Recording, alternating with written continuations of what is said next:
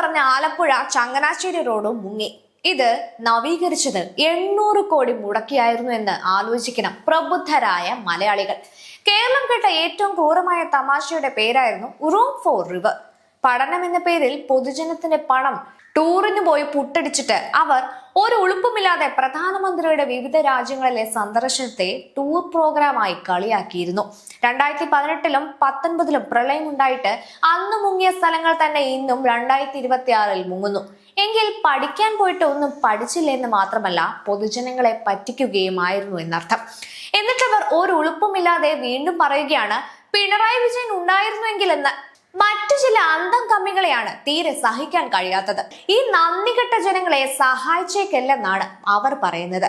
കയ്യിലിരിപ്പിന്റെ കുണം കൊണ്ട് ഭരണം പോയാലും ജനങ്ങളോടാണ് വൈരാഗ്യം. ജനങ്ങൾ മുങ്ങുന്നത് കണ്ട് ആനന്ദിക്കുന്ന സൈക്കോകൾ.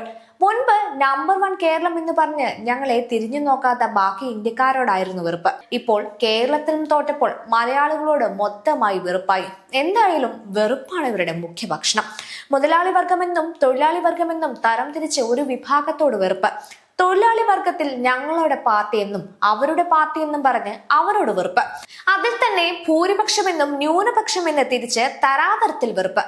തോൽവി ഒരു പാഠമാക്കി പൂർവാധികം ഭംഗിയായി പ്രവർത്തിച്ച് അധികാരത്തിൽ വീണ്ടും വരാനല്ല നോക്കുന്നത്. പകരം ഞങ്ങളെന്തോ മലമറിച്ചത് മണ്ടന്മാരായ ജനങ്ങൾക്ക് മനസ്സിലായില്ലെന്ന പുച്ഛമാണ് ഇപ്പോഴും.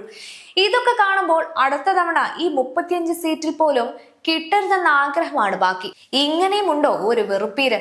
അതിനായി കൃത്യമായ ഇടവേളകളിൽ ഷോർട്ട് ടൈം മെമ്മറിയുള്ള ജനങ്ങളെ ഓരോന്നോരോന്നായി ഓർമ്മിപ്പിച്ചു കൊണ്ടിരിക്കണം.